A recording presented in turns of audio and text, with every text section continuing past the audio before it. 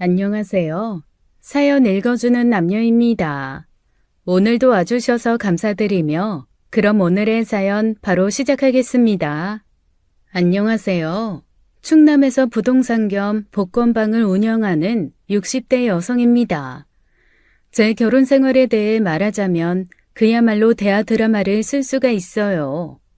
천하의 남봉꾼과 결혼해 자식 둘을 낳고 정말 말도 못하게 마음고생하고 살았죠. 제가 아무리 배운 바 없고 가진 것 없는 집에서 태어났다지만 처음부터 남봉꾼인 걸 알았으면 시집도 안 갔을 거예요. 저는 사기 결혼을 당한 겁니다. 경북 의령에서 태어나고 자라 평생을 의령을 벗어나지 못하다가 친척들의 지인의 지인의 지인의 소개로 충남까지 시집을 온 것이었어요. 시댁은 대대로 지주를 해온 그 일대에서 이름난 땅부자 집안이었고 남편은 그 집의 외아들이었죠. 게다가 얼굴도 얼마나 잘났는지 처음엔 제 인생에 제대로 대박이 난 줄 알았습니다. 부자 시댁에 잘생긴 남편이면 여자 팔자 다 폈다 그렇게 생각할 어린 나이였으니까요. 하지만 남편의 실체는 하루가 멀다 하고 술과 여자를 끼고 사는 그야말로 남봉꾼이었던 거예요. 그 개같은 버릇을 어떻게 애 둘을 낳고 3년이나 사는 동안 숨기고 살았는지 지금 생각하면 작정하고 감쪽같이 저를 속인 겁니다. 알고 보니 시아버지께서 남편에게 그러셨대요. 결혼해 3년 동안 문제를 일으키지 않고 아이를 낳고 잘 살면 회사 차리는데 쓴 돈을 갚지 않아도 된다고요. 남편은 목표를 달성하자마자 기다렸다는 듯이 여자 문제를 일으켰죠. 당신 제정신이야? 애아빠가 그래도 돼? 백다방 미쓰리 가슴 주무르고 다닌다는 말이 온 동네에 파다해. 어떻게 부끄러운 줄도 모르고 그런 짓을 하고 다녀? 선아야, 내가 백다방 미쓰리 가슴을 주물렀는지 엉덩이를 주물렀는지 그런 건 하나도 중요하지 않아. 내가 지금 여기 들어왔잖아. 밖에서 뭘 주무르고 다니든 서방이 집으로 들어왔다면 감사한 거지. 날 통제하려고 하지 마. 나는 통제할 수 있는 사람이 아니야. 남편은 생각보다 기가 막히게 뻔뻔한 사람이었습니다. 궁둥이를 실룩거리며 뚫린 주둥이라고 자유분방하게 짓거리는데 마당에 있던 절구꽁이로 갔다가 후려쳐버리고 싶더라고요. 솔직히 그때 시부모님을 비롯해 온 동네 사람들한테 큰 배신감을 느꼈어요. 그 집 외아들 장가 한번 보내겠다고 온 동네 사람들이 남편의 실체를 제게 숨기고 있었던 거거든요. 시댁의 도움을 많이 받은 사람들이라 어쩔 수 없었다지만 담 넘어 매일같이 얼굴 보며 웃으며 인사하던 사이였는데 어쩜 그렇게 한패처럼 저를 속일 수 있나 싶더라고요. 아유, 미안해 영재 엄마. 내가 이 집 아저씨한테 진빚이 많아서 어쩔 수 없었어. 3년 잠잠히 잘 살길래 사람이 변하려나 보다 그런 기대도 있었고. 그래도 말씀해 주셨어야죠. 고쳤을 수 있는 사람도 아닌데 제 인생은 어쩌라고요. 제 앞에서 죄인이 된 건 비단 동네 사람들만이 아니었습니다. 시부모님께서는 제 앞에서 아주 쩔쩔매셨어요. 3년 동안 함께 살면서 시집살이라고는 개미똥만큼도 하지 않으셨던 좋은 분들이셨죠. 그런데 제게 베푼 마음이 죄책감에서 비롯된 것이었다고 하니 그것도 배신감이 드는 거예요. 어머니, 그러시는 거 아니에요. 아무리 자식 혼사가 중요하다지만 멀쩡한 남의 자식 병신 만드는 일이잖아요. 저희 부모님 아시면 피눈물 흘리세요. 미안하다 영지애미야. 정말 미안해. 내가 입이 10개라도 할 말이 없어. 아무리 재산 많고 돈 쌓아놓고 살면 뭐하냐. 자식 새끼 하나 있는 것도 제대로 건사하지 못하는 것을. 나중에 조상 벨라치 없어서 그랬어. 어떻게든 결혼시켜서 후사라도 있게 하려고. 주변엔 소문이 다 나서 얘한테 시집 온다는 여자가 없으니 그렇게라도 해야지 어떡해. 제 인생은요? 제 삶은요. 저는 이제 어떻게 하라고요? 영지 아빠 하는 말 못 들으셨어요? 다방 여자 끼고 다니면서도 당당하게 집에 들어오면 그만 아니냐고 구는 거예요. 저 사람 고쳤을 수 있는 사람 못 돼요. 아주 머리가 망가진 사람이라고요. 제 인생 책임져요. 책임지시라고요. 그때 제가 할 수 있는 일은 주저앉아 신세한탄을 하며 우는 것뿐이었습니다. 이혼이 쉽지 않은 시대였지만 부모님 얼굴에 먹칠할 각오로 이혼하려고 했었어요. 그걸 붙잡은 것도 시부모님이었습니다. 아가, 내가 염치 없는 부탁 하나만 하자. 아, 성권이 저거 고쳤을 수 없는 놈인 거 나도 잘 안다. 성권이 말고 우리만 좀 보고 살아주면 안 되겠냐? 너 이혼하고 가버리면 영지랑 종훈이도 못 보고 우리 못 산다. 저더러 바람나 밖으로 놔두는 남편 다 참아주고 살라고요? 제가 왜요? 내가 이렇게 빌게 선화야. 성권이 마누라로 살라는 거 아니야. 그냥 내 딸로 지금까지 그래왔던 것처럼 그냥 살아주면 안 되겠니? 제발 이렇게 부탁할게. 그때 어머니께서는 두 손을 모아 빌며 우셨어요. 부모님이나 다름없는 두 분이 제게 설설기면서 그런 부탁을 하는데 정말 속이 터지더라고요. 제가 남편처럼 뻔뻔하고 이기적인 사람이었다면 그 눈물을 외면하기 쉬웠을 겁니다. 하지만 결혼 생활 3년 동안 제 부모님보다도 절 챙겨주시고 아껴주시는 두 분의 진심을 알았기에 쉽지 않았어요. 게다가 애도를 데리고 친정으로 돌아가 잘 살 자신도 없었고요. 이도 저도 못하고 빼도 박도 못한 상황에 미치겠더라고요. 결국 남편은 없는 셈 치고 살자 하고 계속 시댁에서 머물렀죠. 그 뒤로 남편을 없는 사람 취급하고 마음을 비울 수 있을 때까지 무던히 큰 노력이 필요했습니다. 그 사람은 바람이 취미인 사람이었어요. 누구 한 사람에게 정착해 열과 성을 다하는 사람도 아니었죠. 어느 날은 백다방 미쓰리였다가 또 어떤 날은 자기 사업장 격리였다가 또 어떤 날은 국밥집 누님이었다가 아주 각양각색 더러운 카사노바가 따로 없더라고요. 처음에는 열이 받았는데 여자를 갈아치울 때마다 신기하기까지 하더라고요. 여자가 바뀌었다는 소문이 돌 때마다 시부모님은 제 눈치를 엄청 보셨습니다. 남편을 볼 때 울면서 사정사정을 하셨어요. 성권아, 제발 좀 정신 차려. 자식도 있는데 너 언제까지 그럴래?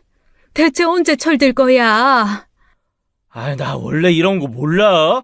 알면서 결혼시켜놓고 왜 그래? 나는 엄마랑 아버지랑 협상을 한 거잖아. 그래서 엄마 아버지 원하는 손주 며느리 얻었고 나는 아버지한테 빚진 거 없어줬고 이게 바로 누이 좋고 매부 좋은 거 아닌가? 이 자식이 근데...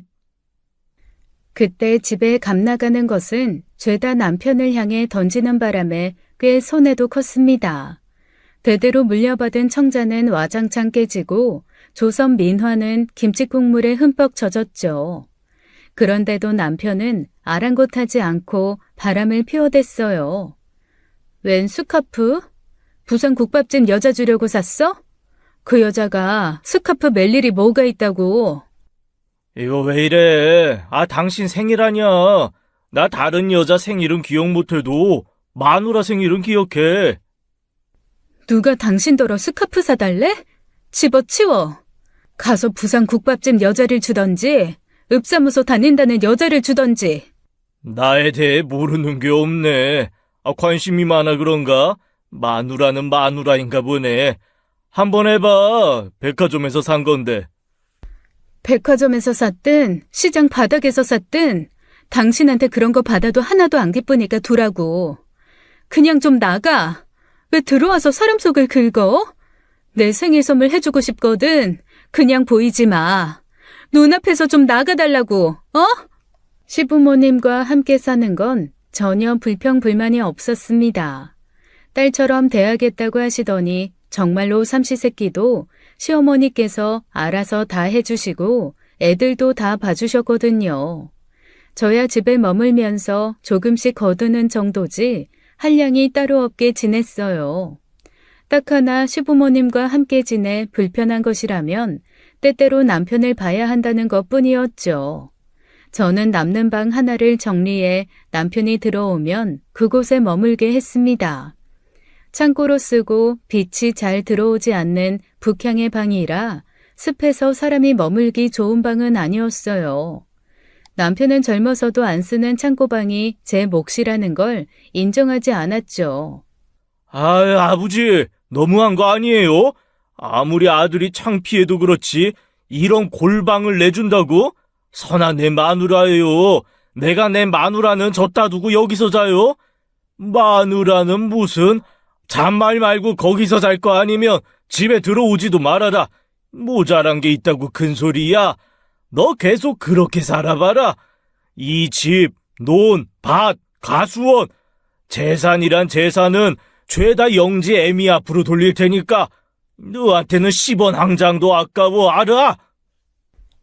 옆에서 그렇게 열을 내고 화를 내면 뭐해요. 달라지는 게 없는데.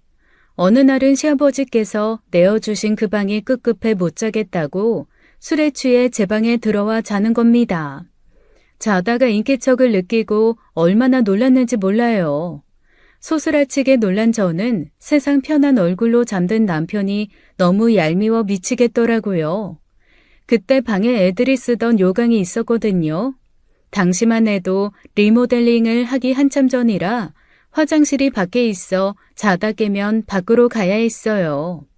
아이들이 무서워하자 시아버지께서 광에 있던 오래된 도자기 요강을 갖다 두셨는데 그게 눈에 들어오더라고요. 망설일 틈도 없었습니다. 요강을 들고 남편의 아랫도리에 내던지듯 놓은 거예요. 묵직하게 떨어진 요강은 고스란히 남편 아랫도리에 떨어졌고 금세 아이들이 싸놓은 오줌이 번졌죠. 자다가 봉변을 당한 남편이 외마디 비명을 내지르며 일어나 난리도 아니었습니다. 남편은 바로 엎드려 엉덩이를 하늘 높이 치켜들고 고통스러워 몸부림치더라고요. 비명소리에 놀란 시부모님께서 자다 말고 제 방으로 건너오셨어요. 무슨 일이야? 아가, 선아야. 아버지, 저 죽어요. 그러게 왜 이 방에 들어와서 그러고 있었어. 아버님, 어머님, 죄송해요. 애들 요강 비우려다가 발에 걸려서 그만. 꼴 좋다. 그래 아주 꼴 좋아. 아이고, 냄새야. 얼른 나와서 이불이나 빨어. 아이씨, 엄마. 아들이 지금 큰일 났다는데. 나 병원 가야 돼요. 아버지 차 시동 좀 걸어줘요. 나 죽는다니까. 아유, 시끄러워. 아가, 애들 데리고 건너와서 자라. 으이그 저 등신 같은 놈. 그날 고통스러워하는 남편을 돕는 사람은 아무도 없었습니다. 아이들을 데리고 마당을 가로질러 시부모님이 계신 건물에 있던 방으로 들어가 잠을 청하자 머지않아 밖에서 차 시동 거는 소리가 들리더라고요.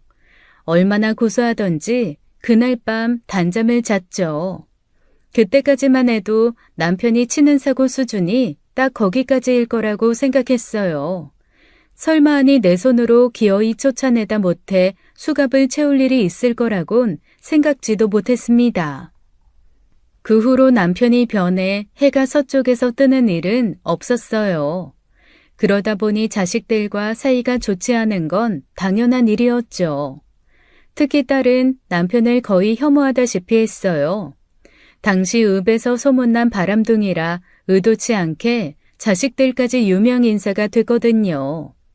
어렸을 때도 자기 아빠를 어려워하더니 초등학교에 들어가자 노골적으로 싫어하는 티를 내곤 했습니다. 어쩌다 한 번씩 집에 들어와 밥상에서 마주 앉을 때면 수저를 던져버리고 일어나곤 했어요.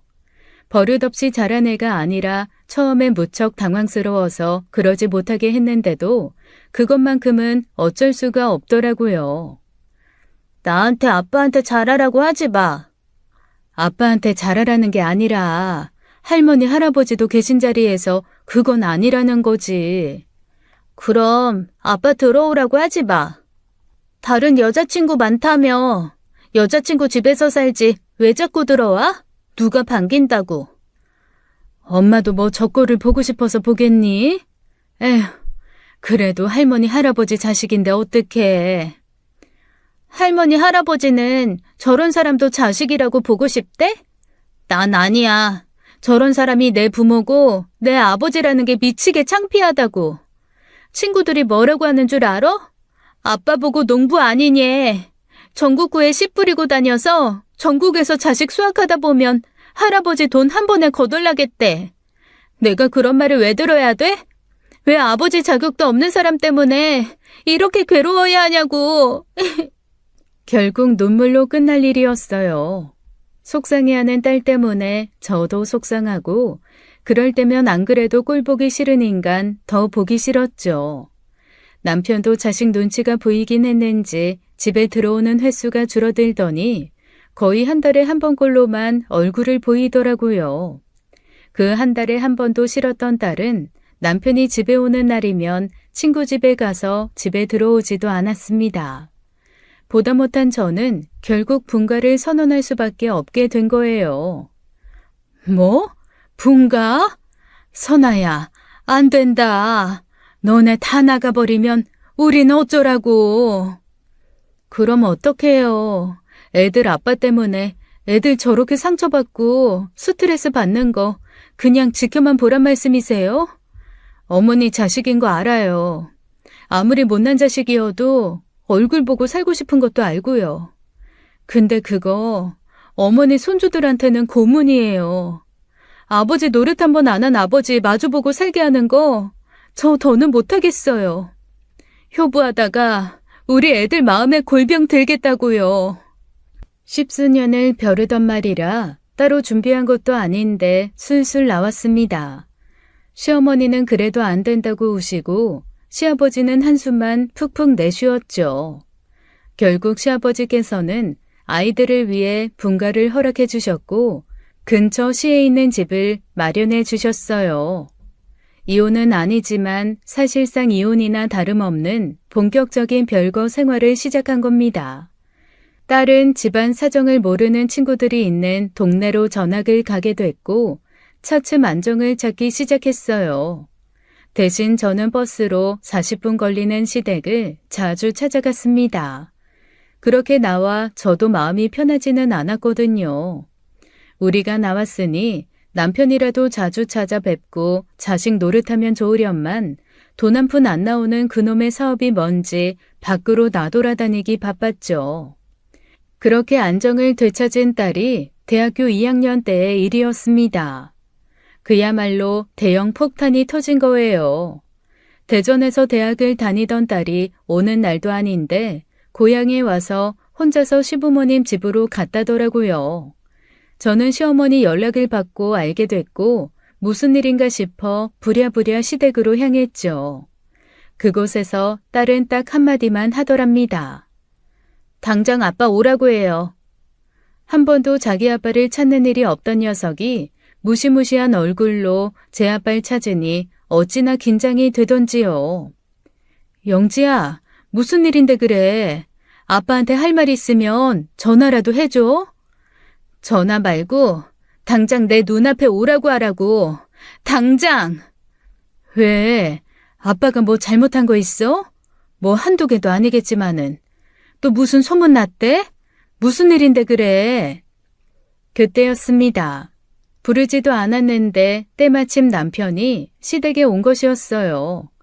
남편도 예기치 못한 손님이 와 있다는 것을 알고 당황해 하더라고요. 분가한 지 수년이라 남편이 딸을 본 것도 꽤 오랜만의 일이었습니다. 그런 쓸데없는 상념도 잠시 모두가 놀라 온몸이 얼어 굳어버린 일이 생긴 거예요. 남편이 마당으로 들어서자마자 딸은 마당에 있던 생선 대야를 들어다 남편 얼굴에 들이부어버렸거든요. 이른 아침 시장에 가서 사왔을 것으로 분명한 생선들이 담긴 커다란 양철 대야였죠. 영지야! 당신이 사람이야? 당신이 그러고도 내 아버지라고 할 수 있어? 이게 진짜 오냐오냐 하니까? 야, 서영재, 이게 뭐 하는 짓이야? 순간 화가 난 남편이 딸을 향해 손을 치켜들었고 저는 그 앞을 가로막았어요. 손대기만 해?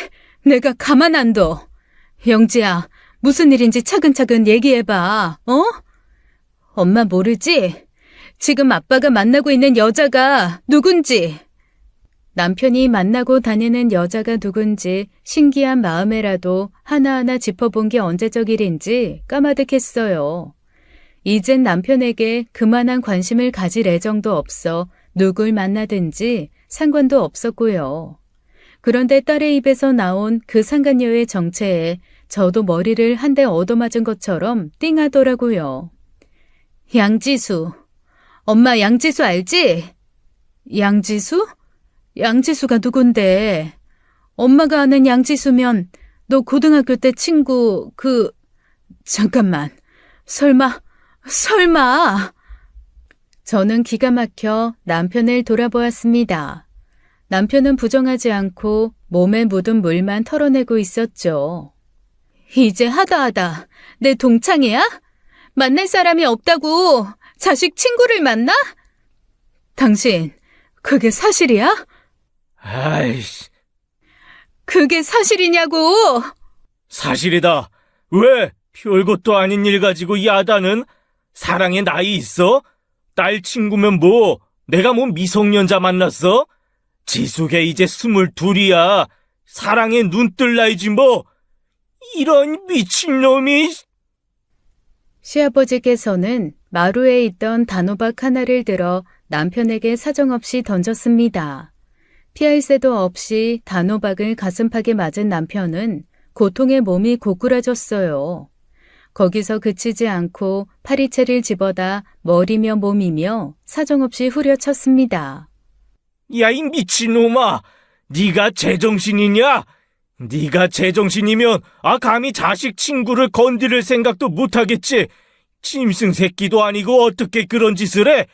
아니면 나 돌았소. 이 정신 나간 미친놈이요.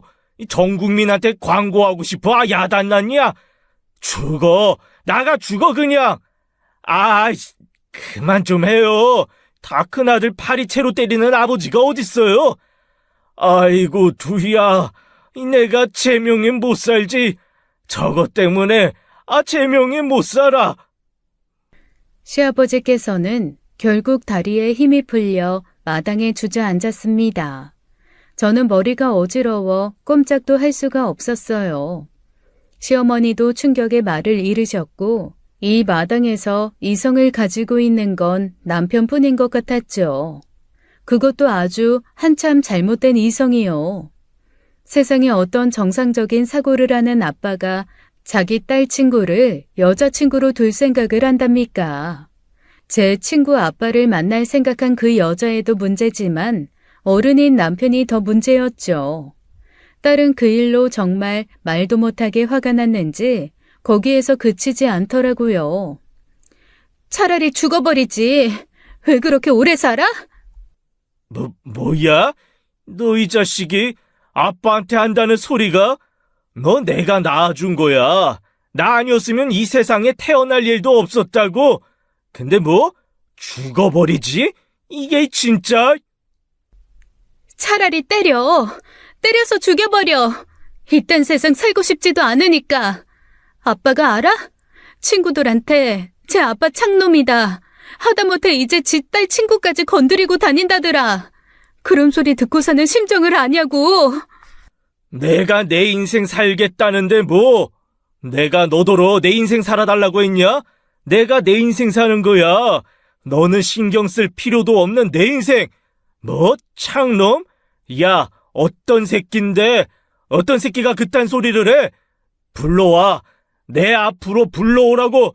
어디 내 앞에서도 그런 소리 할 수 있는지.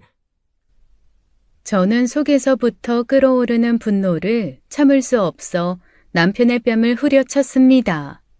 신혼 때 남편이 백다방 미쓰리를 만난다는 사실을 알았을 때에도 밥 먹듯이 여자를 갈아치울 때에도 올라가지 않던 손이었어요. 남편도 놀랐는지 저를 돌아보았죠.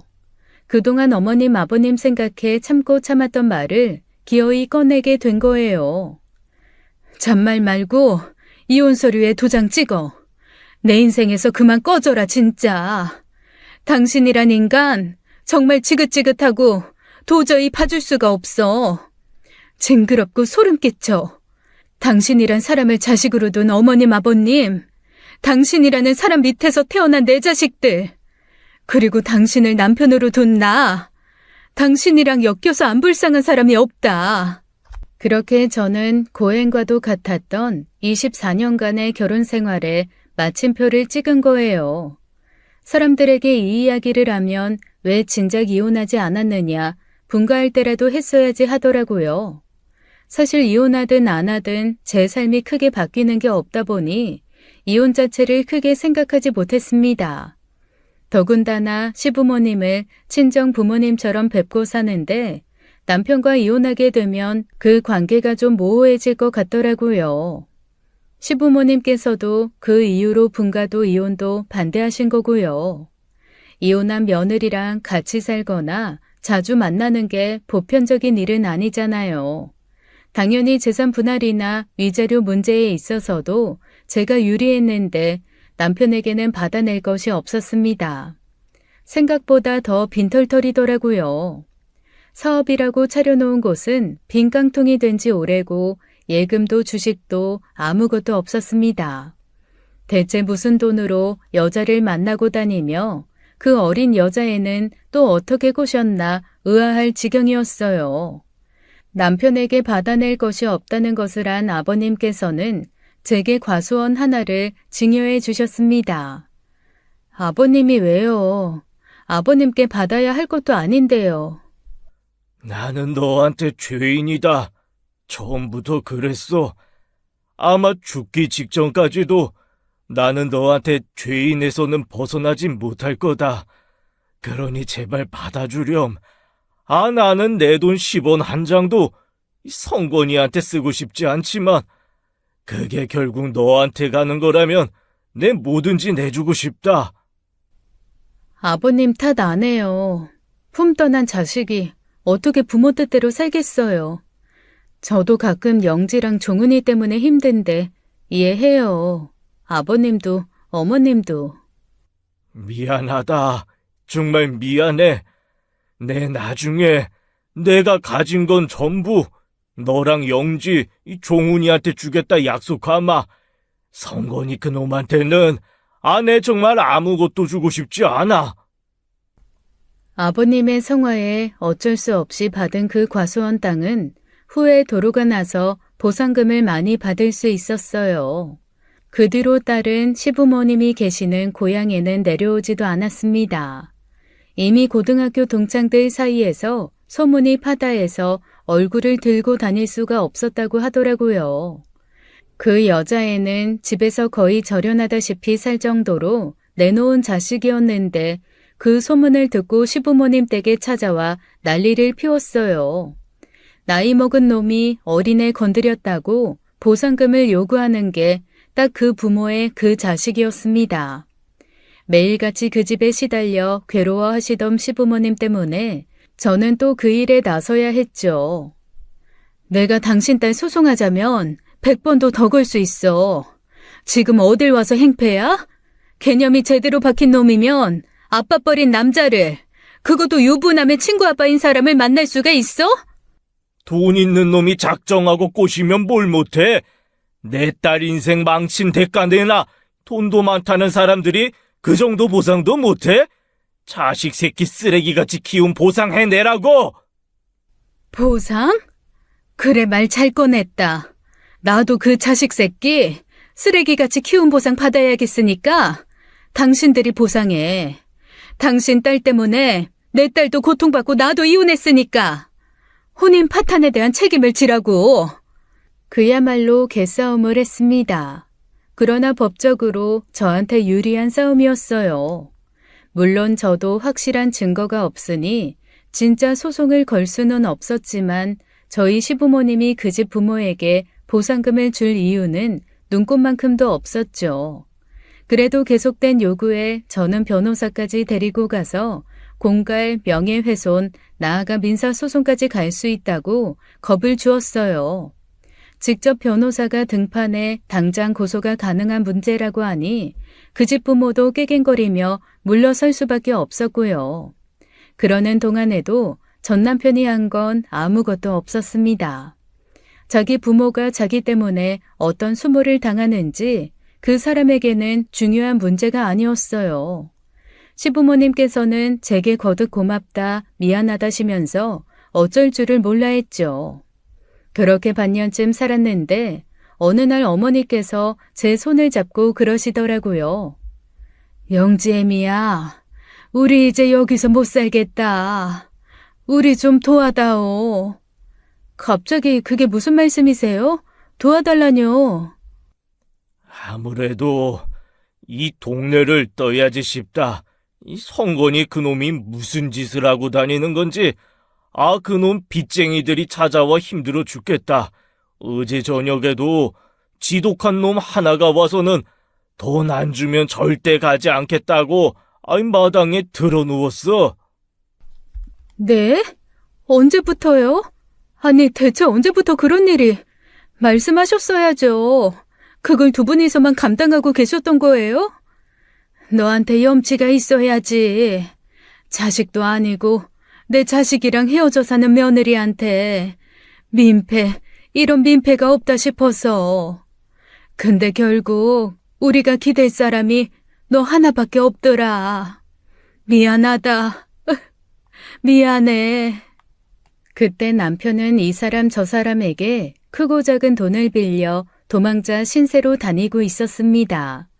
이혼 직후 아버님께 돈 좀 달라고 몇 번이나 찾아온 걸 아버님께서 거절했다고 해요. 그랬더니 다른 사람한테 그 돈을 빌리고 다닌 것이죠. 이미 시부모님께서 감당하기엔 너무 힘든 상황이었고 속 썩이는 아들 때문에 2배로 빨리 노쇠하여 힘도 없으셨어요.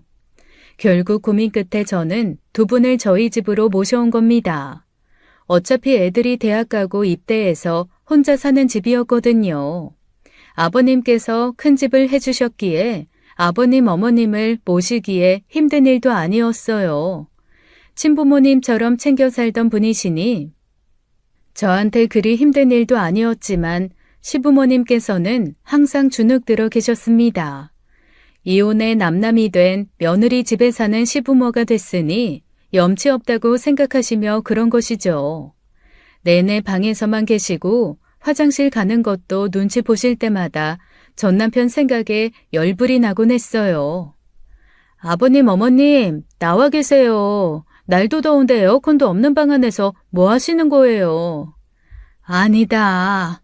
어차피 그 집에서도 에어컨 없이 살았는데 뭘. 거긴 시골집이고 여긴 아파트예요.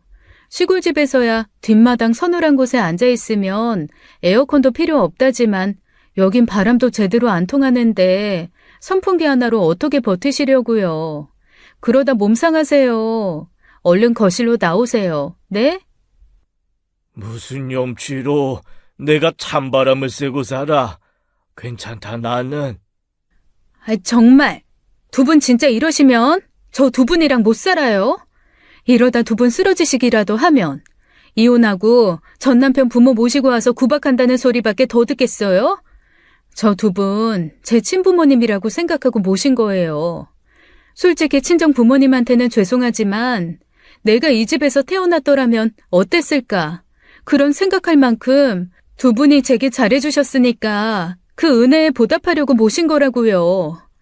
이 집 아버님이 해주신 거예요. 그뿐이에요?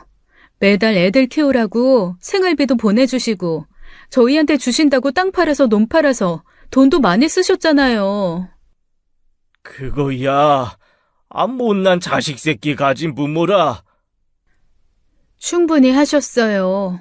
두 분 정말 저나 애들한테 충분히 하실 만큼 하셨다고요. 그러니까 편히 사세요. 이젠 그 사람도 없고 그 사람이 보낸 빚쟁이도 없는데 왜 그렇게 마음 놓지 못하고 사시는 거예요? 전생에 내가 무슨 죄를 지어서 내가 너를 이렇게 고생시키고 미안하다, 미안해. 이른이 넘은 분께서 아이처럼 펑펑 울면서 미안하다고 하시는데 그 심정 겪어보지 않고서는 말로 다 못합니다. 자식 문제 없이 너무 편하게 살아 하늘이 밸런스 좀 맞추려고 전 남편을 저렇게 보냈나 싶더라고요. 시부모님과는 전생에 부모 자식 연이 있었던 건지 전 남편이 그렇게 미워도 그분들을 외면하기 쉽지 않았어요. 쉽지 않은 일이었지만 시부모님께서도 차츰 저희 집에서 지내시는 걸 적응하기 시작했죠.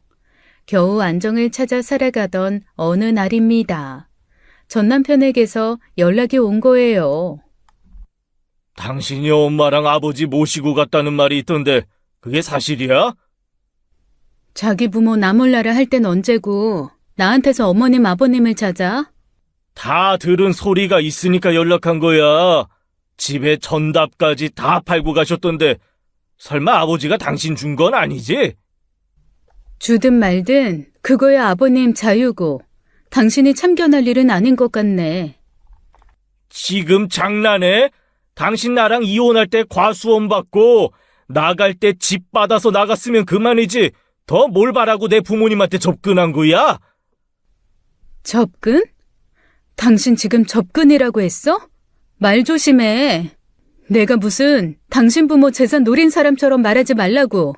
그럼 아니야? 아닌데 씹어먹어도 시원찮을 전 남편 부모님을 모시고 산다고? 알긴 아나 보네. 씹어먹어도 시원찮고 갈아 마셔도 풀릴 마음 아니니까 연락하지 마. 내가 당신 하나 때문에 번호까지 바꿔야겠어?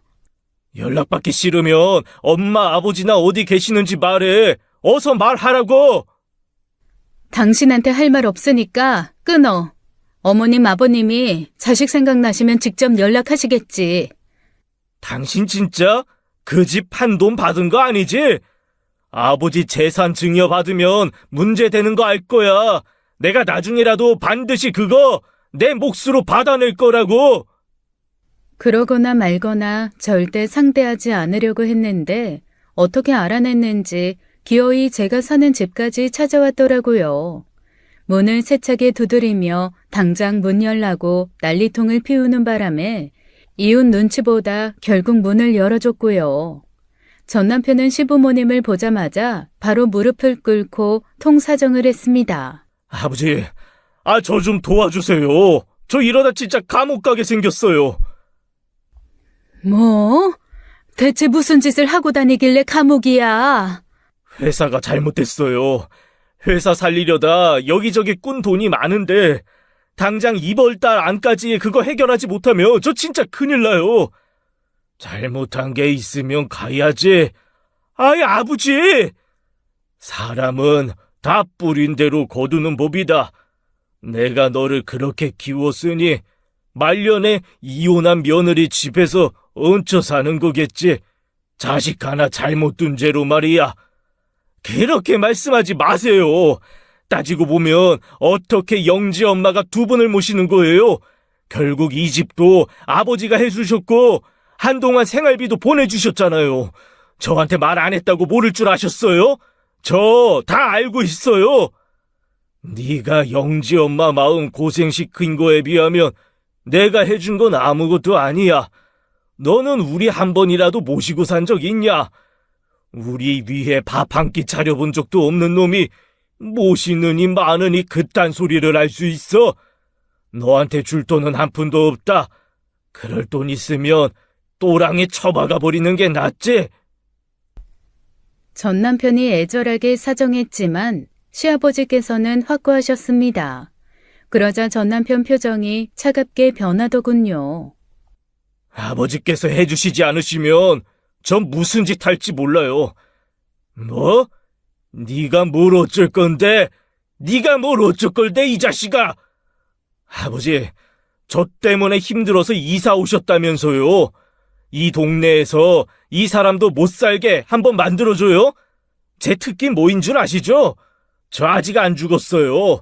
지금도 여자들 허리만 쿡 찌르면 아양 부리고 들러붙고 난리인데 어디 이 동네에서도 분탕질 한번 쳐봐요? 뭐? 그 뻔뻔한 전 남편 행태에 저는 기가 막혀 말이 안 나왔습니다. 도저히 그냥 두고 볼 수 없다 싶어 화장실에 가서 변기물을 퍼다가 그 잘난 납작에 뿌려버렸죠. 그래, 어디 한번 해봐라. 이 동네에서도 이 여자 저 여자 등허리 쿡 찌르고 다녀보라고. 인간 말종 쓰레기 같은 새끼. 당신은 사람도 아니야. 자식도 아니고 아버지 소리 들을 자격도 없어. 당장 나가서 지옥에나 떨어져 버려. 왜 아직도 안 죽고 살아서 남은 사람을 힘들게 하는 거야? 사람한테 물세례 퍼붓는 것도 폭력이야. 내가 지금 당신이 무서워 가만히 있는 줄 알아? 내가 당신 이걸로 고소할 거야. 나 지금 눈에 뵈는 거 없거든? 할 수 있는 거 다 해서 당신이 가져간 우리 아버지 돈 다 받아낼 거니까 그렇게 알아. 알겠어? 전 남편이 그렇게 윽박지르는 사이 시어머니께서 뒤로 넘어가셨고 결국 병원 신세를 지게 되었습니다. 응급실까지도 같이 갔던 그 사람은 어머님께서 정신을 차리는 걸 보고 또 사라져버렸어요. 왜 그렇게 순순히 물러났나 언제 또 오려나 불안했는데 그 뒤로는 또 한동안 잠잠하더라고요. 알고 보니 시아버지께서 돈을 주시고야 만 겁니다. 아버님, 왜 그러셨어요? 한 푼도 주시지 않겠다고 하시고서. 그래야 네가 편해질 거 아니냐. 나는 네가 힘든 게 싫다. 대신 앞으로 너한테 피해가지 않게 하겠다고 단단히 약속했으니 적어도 최소한의 양심이 있는 놈이면 이제 네 앞에 나타나지 않을 거야. 그러니 걱정 말아라. 알았지? 제가 아무리 자식을 키워본들 어머님 아버님의 까맣게 타들어간 속을 어떻게 알겠어요. 자식 잘못 키운 죄, 그 자식 저한테 잠시라도 떠넘긴 죄 달게 받는 거라고 체념 아닌 체념을 하시더라고요. 그래도 양심은 있는지 그 후 오랫동안 전 남편 소식은 듣지 못했습니다. 아니 증발했나 싶을 정도로 소식이 없었어요. 그 후로 아버님께서 5년 후 돌아가셨는데 자식 둘이 결혼식을 올렸는데도 전 남편은 머리카락 한 올도 보이지 않았죠. 마지막으로 만난 지 10년이 흘렀는데도 소식 하나가 없으니 어디서 객사를 했나 보다 그렇게 생각했습니다. 아버님 돌아가신 후 부쩍 수척해진 어머님께서도 한 번도 전 남편에 대한 언급은 하지 않으셨어요. 저는 공인중개사 자격증을 따 작은 부동산 하나를 열었습니다. 아버님께서 주신 돈이 많긴 하지만 제 몫이라고 생각하지 않고 자식들에게 물려주기 위해 일을 하고 싶었거든요. 그러던 어느 날이었어요. 어머님께서 생각지도 못한 부탁을 하시더라고요. 선화야, 내 부탁이 있다. 부탁이요? 말씀하세요.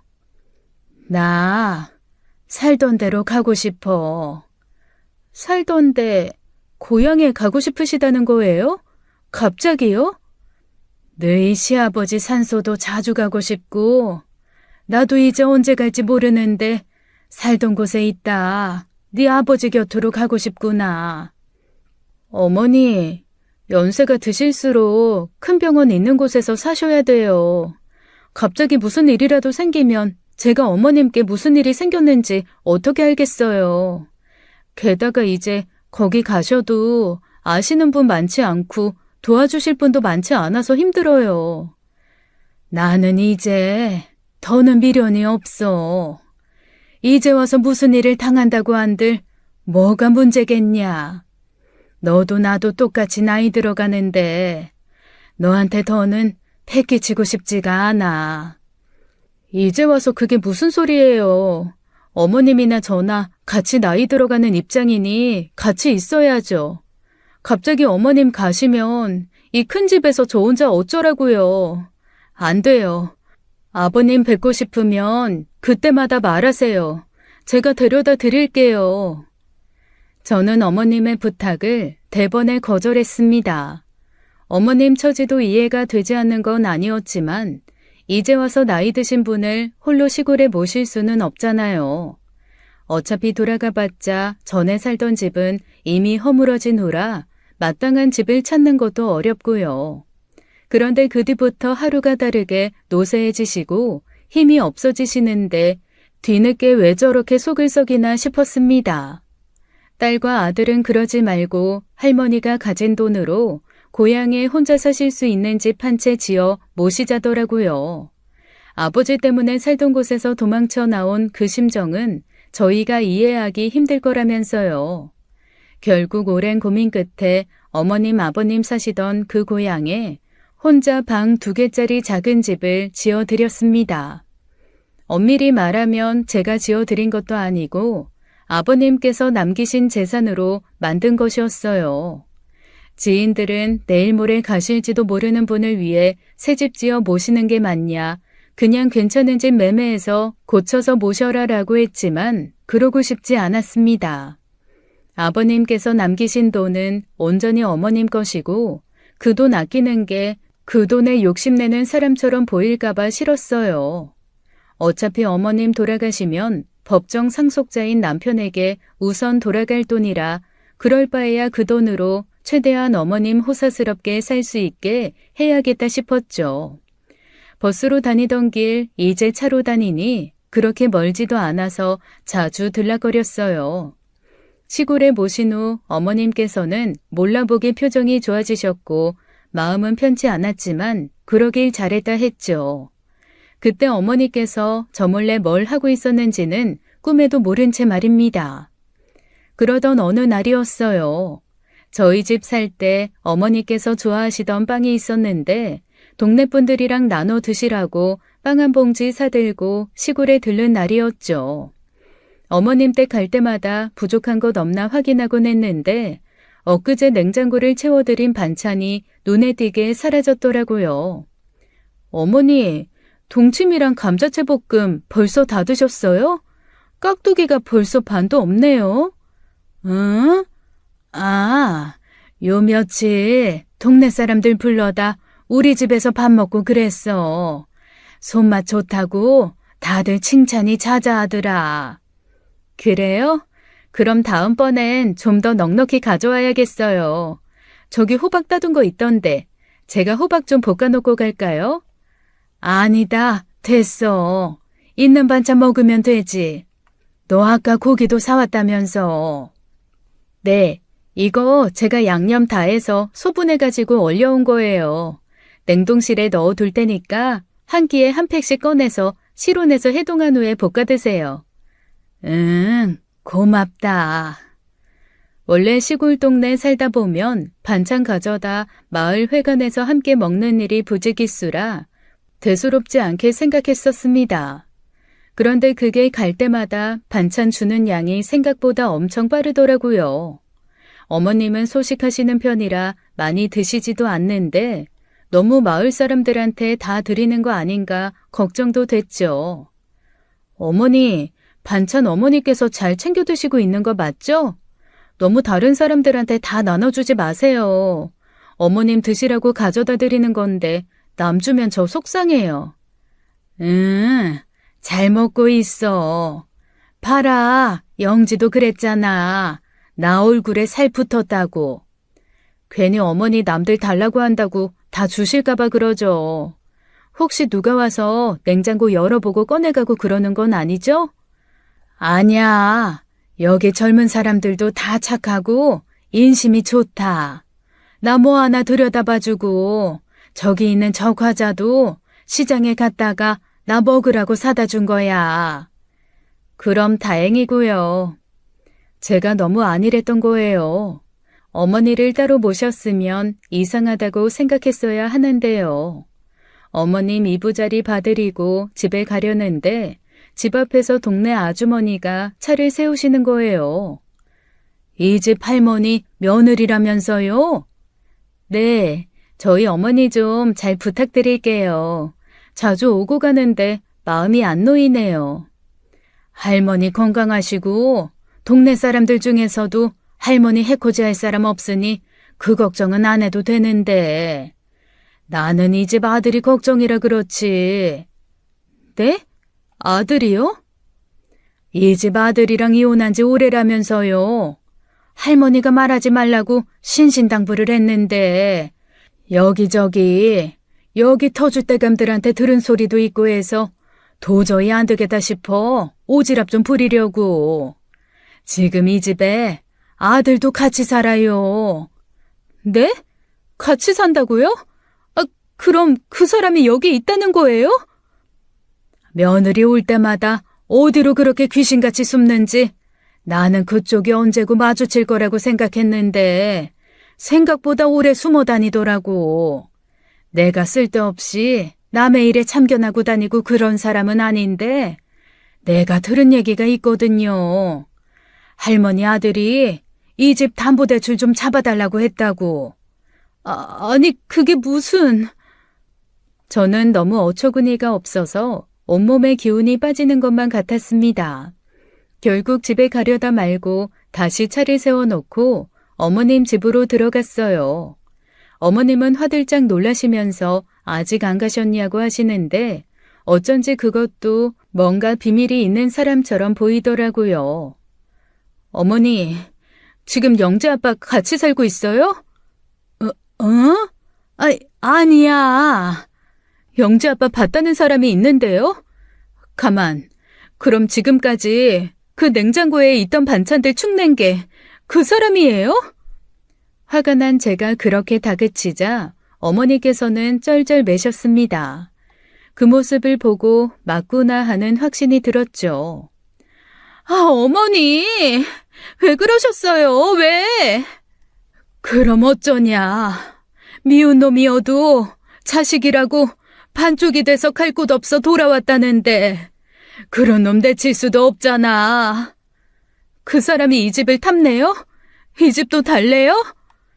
그건 걱정 마라. 내가 이 집만큼은 절대 안 된다. 내 거 아니고 영지 거다. 그렇게 누차 말했어. 그 사람이 그렇게 말한다고 들어요? 어쩌시려고 그래요? 이 집까지 내주시고 그땐 어쩌시게요? 여기 살고 싶으셔서 왔다면서 집 내어주시면 어디로 가시게요? 내가 몸에 칼이 들어와도 그건 안 된다고 차라리 날 죽이라고 그랬다. 그러니까 그 걱정은 하지 마라. 정말 답답하더라고요. 결국 저는 어머님께 집을 증여해달라고 했습니다. 엄밀히 말하면 어머님 재산이고 제가 탐낼 건 아니었지만 이러다 어머님 살아계실 때 넘어가지 싶어 그런 거였어요. 진심으로 욕심 없는 재산이었지만 혹시 남편이 욕심내거든 어떻게든 빼앗아 기부를 해도 하려고 했죠. 부모 봉양도 제대로 하지 않은 사람에게 집안 대대로 내려온 재산이나 시아버지께서 힘들게 모은 돈을 주기 싫었으니까요. 어머니께서도 그게 더 안전하다고 생각하셨는지 제게 증여를 해주셨고 거기에 들어간 돈은 제가 다 부담했습니다. 그래서 적어도 그 집이 남편 손에 넘어갈 일은 없을 거라고 생각했어요. 그보다 더 끔찍한 일이 생길 거라곤 상상도 못했죠. 그로부터 한 달쯤 지났을 겁니다. 갑자기 한밤중 누군가 저희 집 초인종을 누른 거예요.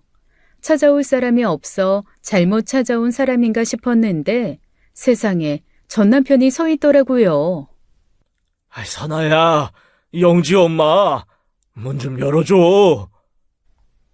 당신이 여기가 어디라고 와? 당장 안 가? 할 말이 있어서 그래. 급한 일이야. 제발 문 좀 열어줘. 경찰에 신고하기 전에 얼른 가. 안 가면 지금 당장. 사람을 죽인 것 같아. 뭐라고? 나 좀 도와줘.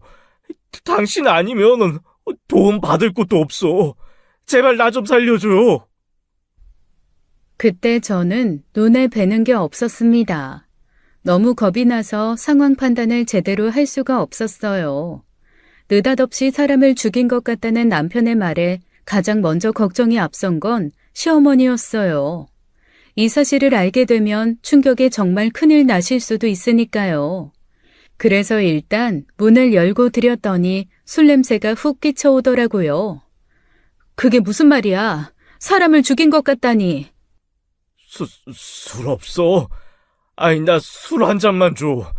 제정신으로 있기 힘들어서 그래. 지금 이 상황에 술을 찾는 게 말이 돼? 어떻게 된 일이냐고. 대체 누구를? 전 남편은 제 성화에도 아랑곳하지 않고 냉장고와 다용도실을 뒤지더니 기어이 소주병을 꺼내 그대로 들이부었습니다. 더운 날 얼음물 찾듯 한 병을 거뜬히 비우던 남편의 시선은 불안하게 이리저리 흩어지고 있었어요. 말해보라니까? 어떻게 된 일이냐고. 엄마 집, 당신이 가져갔다면서. 돌연 눈빛이 변한 남편의 표정에 순간 모골이 송연해졌습니다. 사람을 죽인 것 같다는 건 거짓말이고 진짜 목적이 따로 있구나 싶더라고요. 가져간 건 아니고 잠시 맡아둔 거야. 내일 모레 돌아가실지도 모르는 양반 재산을 가져가 놓고 잠시 맡아둔 거다. 하고 싶은 말이 뭔데? 그래서 그 집 내놓으라고 찾아온 거야? 거짓말까지 해가면서? 누가 거짓말이래? 그럼 진짜란 거야? 그거 도와달라고 해놓고 집 얘기를 꺼낸다고? 당신 무슨 생각인 거야 지금? 아버지 생전에 너한테 얼마 줬어? 그걸 당신이 알아서 뭐하게. 알려줄 생각도 없어. 그건 차차 알아보면 그만이고 당장 돈 내줄 거 아니면 이 집 담보대출받게 해줘. 안 돼. 그 집 어머니가 고향에 가고 싶다고 하셔서 마련해 드린 집이야. 그것도 홀라당 다 까먹겠다는 거야? 왜 그러고 살아? 언제까지 그렇게 살 건데? 그렇게 많은 여자들을 만나면서도 네 옆에 있어주겠다던 여자가 하나도 없든? 그때였습니다.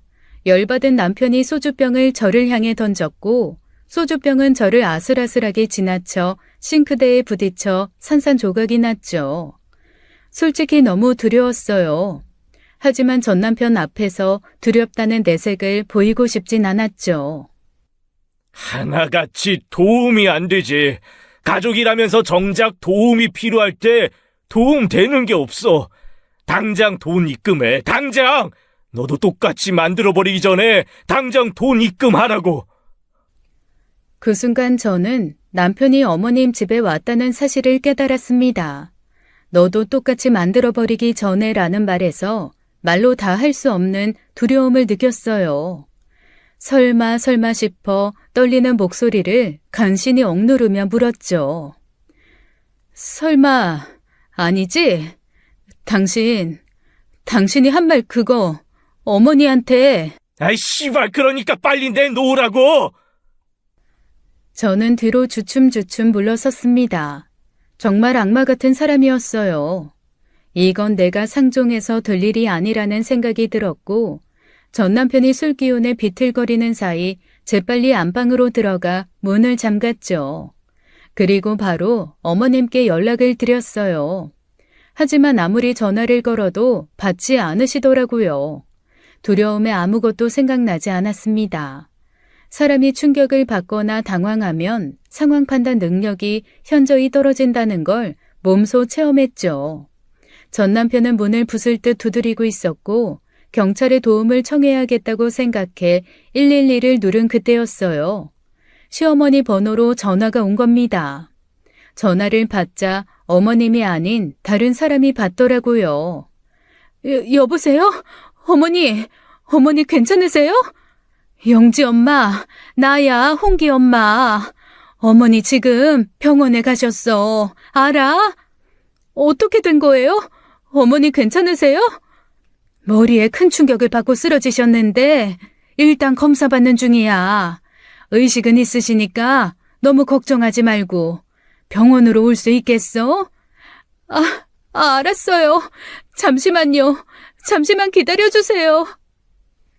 전 남편에게 들리지 않도록 숨죽여 전화를 받고 안도를 함과 동시에 어머니께서 잘못되실지도 모른다는 두려움에 일단 진정을 해야 했어요. 그리고 침착하려 애쓰며 경찰에 신고했죠. 경찰이 집으로 도착하기까지 그 10분이 저에게는 살면서 가장 긴 10분이었어요. 문을 부술듯이 차다가 소리도 지르고 설득도 하고 화도 내고 미친 사람이 따로 없더라고요. 술을 마셔서 제대로 힘을 못 써서 그렇지 맨정신이었으면 진작 깨부수고도 남았을 겁니다. 경찰입니다. 지금 뭐 하시는 겁니까? 아이, 뭐야. 아이씨, 내가 이 여자한테 받을 돈이 있거든요. 그러니까 경찰 양반은 좀 빠지시오, 에? 아주머니 괜찮으세요? 네, 괜찮아요. 도와주세요. 남성분은 저희가 잘 붙들고 있으니까 걱정 마세요. 저기요. 그 사람을 죽인 것 같아요. 네? 저한테 분명 그랬어요. 사람을 죽인 것 같다고. 아무래도 그 죽였다는 사람이 저희 어머니 같아요. 그 순간 문 밖이 더 소란스러워졌습니다. 도주하려던 전 남편은 경찰에 제압되어 수갑까지 차야 했죠. 급하게 병원으로 가자 어머니께서는 다행히 머리에 붕대를 감고 앉아 계셨어요. 저는 그 모습을 보자마자 다리에 힘이 풀려 주저앉았고 눈물을 펑펑 쏟았죠.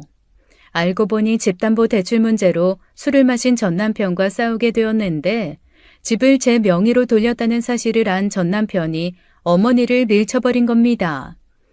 중심을 잃은 어머니께서 쓰러지시면서 원목 소파 팔걸이 부분에 머리를 찌으신 거고요. 마침 이 집에서 큰 소리 나는 걸 이상하게 여긴 이웃들이 어머님을 일찍 발견해 무사할 수 있었던 거예요. 그 일로 전 남편은 재판을 받게 되었는데 술에 취했다는 이유로 심신미약으로 집행유예를 받았습니다. 당장 감옥이라도 들어가면 당분간 안심이라도 할 텐데 싶었던 저희한테는 날벼락 같은 소식이었어요.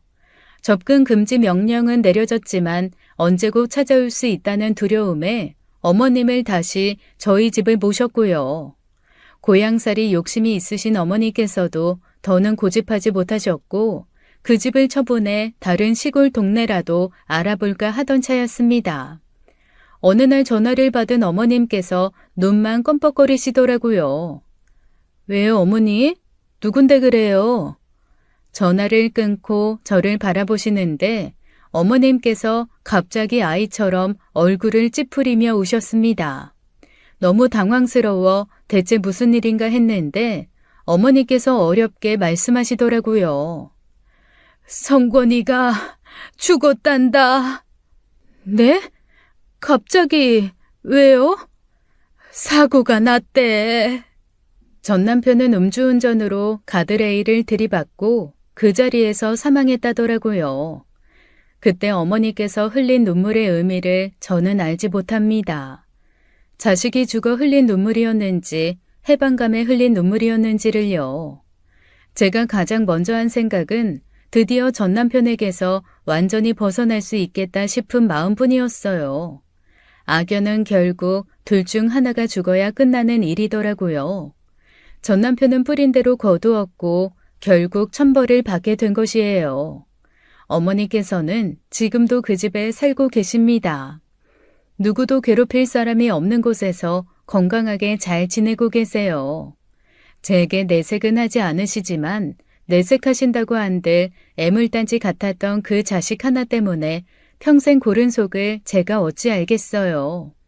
부디 남은 인생이라도 마음 편히 걱정 없이 편히 지내다 가셨으면 하는 마음뿐입니다. 지금까지 사연 읽어주는 남녀였습니다. 끝까지 시청해주신 여러분 감사드리며 저희는 다음 사연으로 돌아올게요. 감사합니다.